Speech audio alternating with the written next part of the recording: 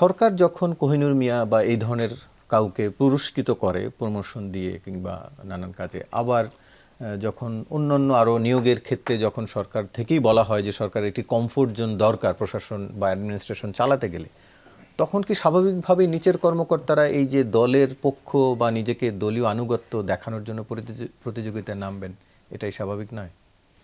ধন্যবাদ আপনাকে, ধন্যবাদ আমাদের আলোচক। না, আপনি যে প্রসঙ্গটা বলেছেন এই বিশেষ করে ডক্টর ইউনূস সরকারের আমলে এবং এই ডিআইজির যে বক্তব্য আমি বলছি আমি একটু, এবং ইউনূস সরকারের আমলে এবং এই বিএনপির এই যে 2.5 মাসের আমলে, এখান থেকে কিন্তু সবচেয়ে যে জিনিসটি প্রশাসনের ফেস করতে হয়েছে, মুখোমুখি হতে হয়েছে, সেটা হলো বৈষম্য। যে কর্মকর্তার কথা আপনি বললেন, আমি নামটা তো বলা হলো না, আমি যতটুকু জানি আওয়ামী লীগের 15 বছরে এর উপর যে অমানবিক বৈষম্য করা হয়েছে,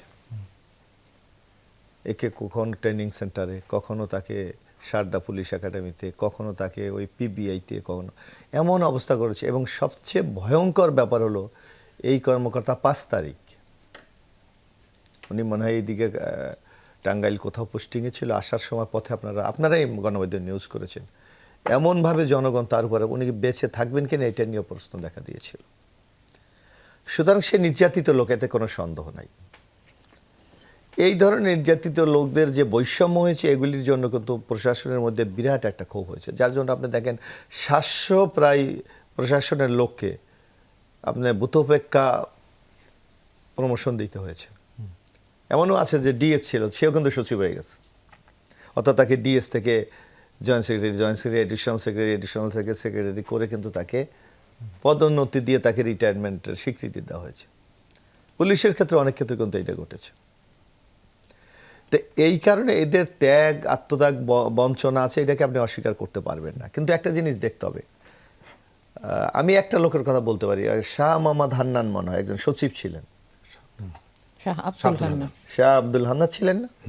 উনি কিন্তু জামাতের আদর্শে বিশ্বাস করতেন, কিন্তু আমি ওনার দেখেছি উনি এরশাদের আমলেও সচিব ছিলেন, উনি বেগম খালেদা জিয়ার আমলেও সচিব ছিলেন, উনি শেখ হাসিনার আমলেও সচিব ছিলেন।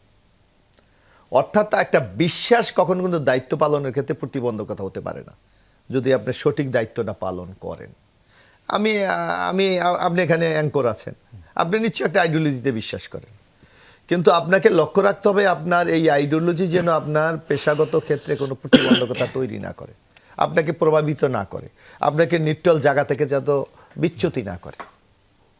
দল করা, আদর্শ বিশ্বাস করা ক্ষতির কোনো কারণে আমি ওই শাহ মোহাম্মদ হান্নানের নামটা বললাম, যে 3 জন বাংলাদেশের রাষ্ট্রপতি, 3 জনের আমলে উনি সচিব ছিলেন। কই ওনাকে নিয়ে তো একটা প্রশ্ন করা হয়নি, অথচ উনি কিন্তু জামাতের আদর্শে বিশ্বাস করে, জামাতের রাজনীতিতে বিশ্বাস করতেন।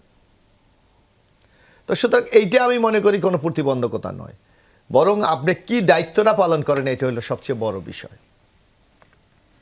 এটা হলো কিন্তু সবচেয়ে বড় বিষয়। যেমন আমি এর মধ্যে কিছুদিন আগে দেখেছিলাম যে আপনার আগে একসময় আইজি ছিল, ওই যে মশিনুল বিপি ছিল, আওয়ামী লীগের এমপি হয়েছিল, নূর মোহাম্মদ। উনি নিজে একটা ইন্টারভিউতে বলেছেন যে 2024-এর নির্বাচনে আমি জিতবো, এই নিয়ে কোনো সন্দেহ ছিল না, কিন্তু আমি চাই নাই তুমি নির্বাচন হোক, কিন্তু আমি বাধ্য হয়েছি এই নির্বাচন করতে। তো এই সময় মাঝে মাঝে কিছু কিছু পরিস্থিতি এমন তৈরি করো যে আপনি ভালো থাকতে চাইলেও কিন্তু ভালো থাকার সুযোগ থাকে না। এই জিনিসগুলো কিন্তু আমাদের বিবেচনা। হ্যাঁ, তবে আমি বলি এই গন্ডালিকে প্রবাহকে আমরা গা ভাসিয়ে দেবো না, সেই জায়গা থেকে আমাদের বেরিয়ে আসতে হবে।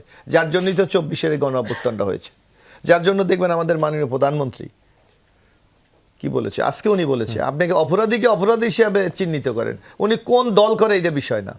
আমি তো মনে করি কুষ্টিয়া যে ঘটনা ঘটেছে সেটা কিন্তু আমাদের স্বরাষ্ট্রমন্ত্রী বলেছে যে কোনো চাঁদাবাজ, কোনো মাদকাসক্ত কাউকে গ্রেপ্তার করলে কেউ যদি তদবিরে যায় তাকে সহ গ্রেপ্তার করবেন। আমরা এটা তারই তো একটা প্রতিফলন কিন্তু কুষ্টিয়াতে ঘটেছে, অথচ আমরা স্বরাষ্ট্রমন্ত্রীর এই পদক্ষেপকে কিন্তু আমরা কেউ প্রশংসা করতে দেখি না। আজকেও আপনি দেখবেন আমার নিজের জেলা পটুয়াখালীতে একটা ঘটনা ঘটেছে, আমরা দলের পক্ষে তাদেরকে বহিষ্কার করেছি এবং আমরা আইনশৃঙ্খলা রক্ষা বাহিনীকে বলেছি যে তাদেরকে গ্রেপ্তার করুন। অর্থাৎ আপনাকে দেখতে হবে দল বা সরকার এটার পৃষ্ঠপোষকতা করে কি না। এটা হলো ইম্পর্ট্যান্ট ব্যাপার।